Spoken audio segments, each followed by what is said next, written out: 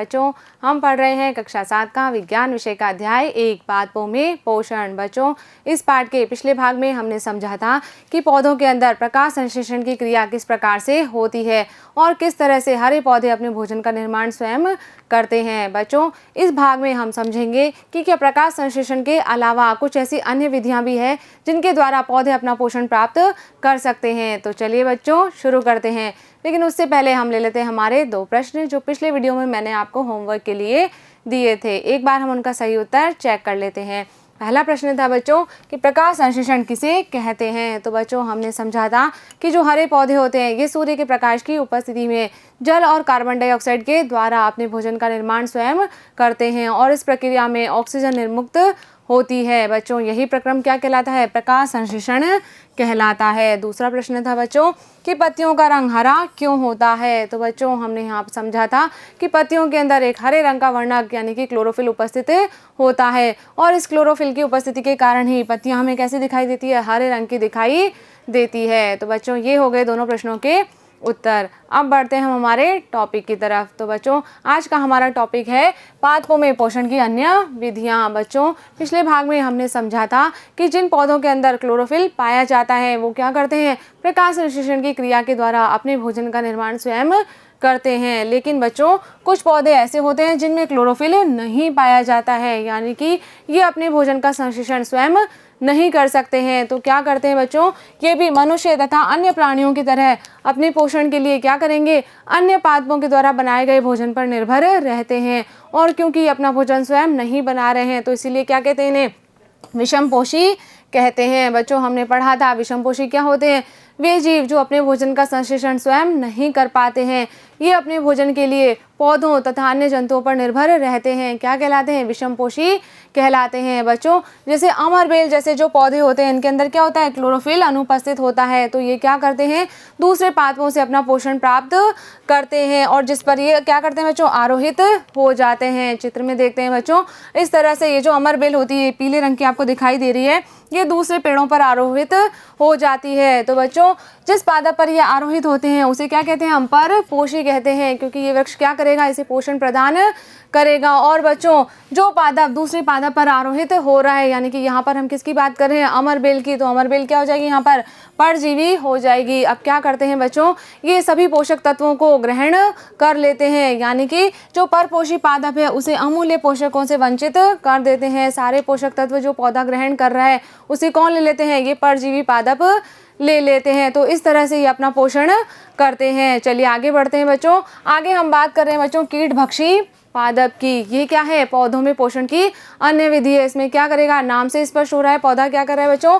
कीटों का भक्षण कर रहा है। कुछ पौधे होते हैं जैसे बच्चों वीनस फ्लाई ट्रैप या फिर सनड्यू, ये क्या करते हैं? कीटों का भक्षण करते हैं और उन्हें पचा जाते हैं। उनके अंदर जो नाइट्रोजन तत्व होता है बच्चों वो इन पौधों को चाहिए होता है, इसलिए क्या करते हैं? इन कीटों का भक्षण करते हैं। बच्चों, जो घटपर्णी पौधा होता है उसके अंदर पत्ती जो होती है वो इस तरह से घड़े समान संरचना में रूपांतरित हो जाती है और जो पत्ती का ऊपरी भाग होता है वो क्या करता है? ढक्कन का कार्य यहाँ पर करता है। जब भी कीट क्या करेगा? इसके पास में आएगा और अंदर इसमें चला जाएगा तो ढक्कन जो है वो बंद हो जाता है। बच्चों, ये जो घड़ेनुमा संरचना होती है इसके अंदर रोम पाए जाते हैं। ये जो रोम होते हैं नीचे की ओर मुड़े हुए होते हैं, यानी कि कैसे होते हैं? ये अधोमुखी होते हैं।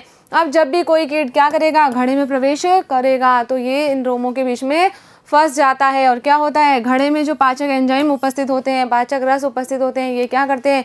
इन कीटों को पचा जाते हैं। यानी कि ये पौधे क्या कर रहे हैं बच्चों? कीटों का भक्षण कर रहे हैं और इसीलिए इन्हें क्या कहते हैं? कीटभक्षी पादप कहते हैं। यानी कि कीटों का भक्षण करने वाले ऐसे पादप क्या कहलाते हैं? कीटभक्षी कहलाते हैं। बच्चों, जो घटपर्णी पौधा है ये हरे रंग का होता है, यानी कि इसमें क्लोरोफिल उपस्थित होता है, इसमें प्रकाश संश्लेषण की क्रिया होती है। लेकिन बच्चों, यहाँ पर पौधे की नाइट्रोजन की मांग को पूरा करने के लिए ये पौधा क्या भी करता है? कीटों का भक्षण करता है, यानी कि इसके अंदर प्रकाश संश्लेषण की क्रिया भी हो रही है और ये कीटभक्षी पौधा भी है, कीटों का भक्षण भी यहाँ पर करता है। चलिए बच्चों आगे बढ़ते हैं। आगे हम बात कर रहे हैं मृतजीवी पौधों की। तो बच्चों, बरसात के दिनों में आपने वृक्षों की टूटी फूटी टहनियों पर या फिर तनों पर या छाल पर इस तरह की छातेनुमा संरचनाएं देखी होगी। इन्हें क्या कहते हैं बच्चों? इन्हें कवक या फंजाई कहते हैं। और ये क्या है बच्चों? मृत जीवी होते हैं। क्या करते हैं ये? मृत और विघटनकारी वस्तुओं की सतह पर क्या करते हैं? पाचक रसों का स्त्रावण करते हैं और उसे विलयन के रूप में परिवर्तित कर देते हैं। और फिर क्या करेंगे? ये इस विलयन को भोजन के रूप में अवशोषित करते हैं। तो बच्चों, यह जो भोजन की प्रणाली है यह क्या कहलाती है? मृत जीवी पोषण कहलाती है। किसे कहते हैं मृत जीवी पोषण? कि पोषण की वह प्रणाली जिसमें जीव किसी मृत एवं विघटित जैविक पदार्थ से क्या करता है? पोषक पदार्थों को प्राप्त करता है। यह प्रणाली क्या कहलाती है? मृत जीवी पोषण कहलाती है।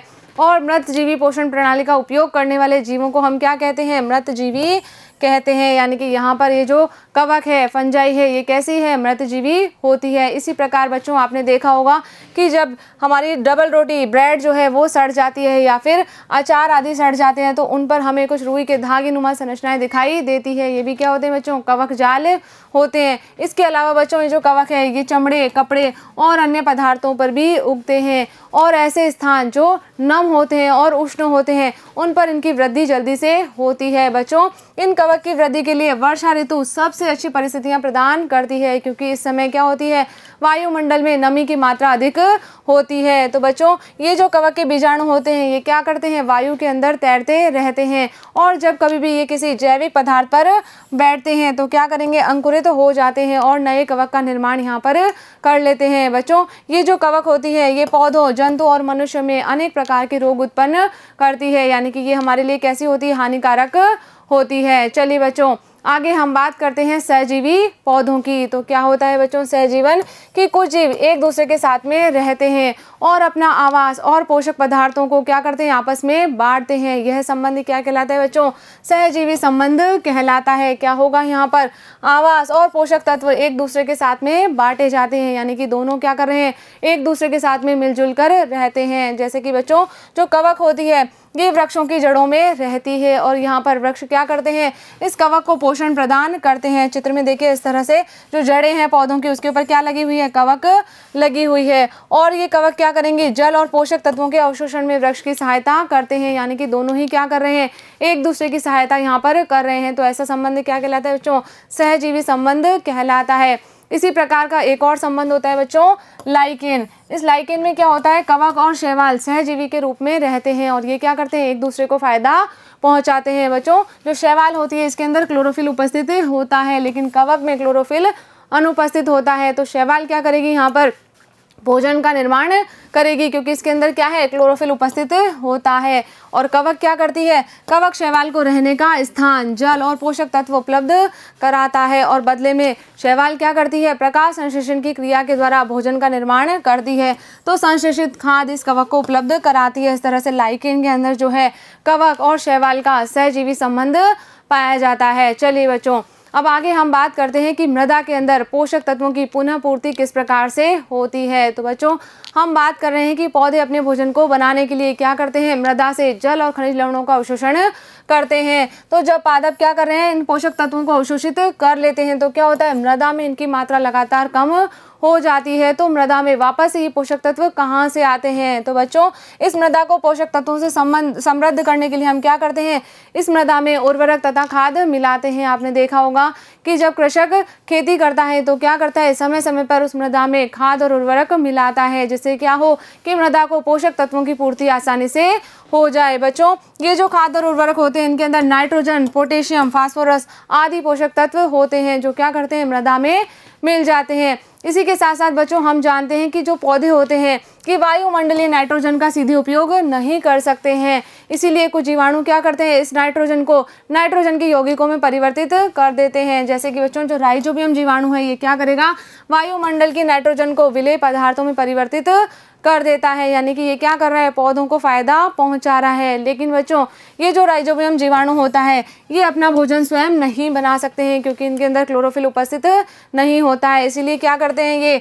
ये चना, मटर, मूंग, सेम यानी कि जो फलीदार पौधे हैं इनकी जड़ों में रहते हैं। तो यहाँ पर दोनों को फ़ायदा होता है, राइजोबियम को भी फ़ायदा हो रहा है, वृक्ष को भी इससे फ़ायदा होता है। क्या होता है बच्चों यहाँ पर कि ये जो राइजोबियम है ये पौधों को नाइट्रोजन की आपूर्ति करता है और बदले में पौधे क्या करते हैं, इस राइजोबियम जीवाणु को आवास एवं खाद्य प्रदान करते हैं। तो इसीलिए इनमें भी क्या होता है, एक प्रकार का सहजीवी संबंध होता है। बच्चों ये जो राइजोबियम जीवाणु है ये किस में रह रहा है, फलीदार पौधों की जड़ों में रह रहा है। तो इसीलिए जो दालों की फसल होती है उनके लिए मृदा में नाइट्रोजन के उर्वरक देने की आवश्यकता नहीं होती है, क्योंकि वहाँ पर नाइट्रोजन की मांग की पूर्ति जो है वो कौन करता है, राइजोबियम जीवाणु कर देता है। ये तो बच्चों इस तरह से मृदा के अंदर जो है वो इन पोषक तत्वों का पुनः पूरण होता रहता है। तो बच्चों यहाँ पर हमारा ये भाग कंप्लीट होता है। इसी के साथ साथ हमारा ये पार्ट भी यहाँ पर कंप्लीट हो गया है। मुझे उम्मीद है कि इस वीडियो में हमने जो भी बातें की है वो आपने अच्छे से समझी होगी और अपनी कॉपी में नोट भी कर ली होगी। तो बच्चों मिलेंगे हम अगले वीडियो में इस पार्ट के अभ्यास प्रश्नों के साथ। तब तक आप पढ़ते रहिए, आगे बढ़ते रहिए। धन्यवाद।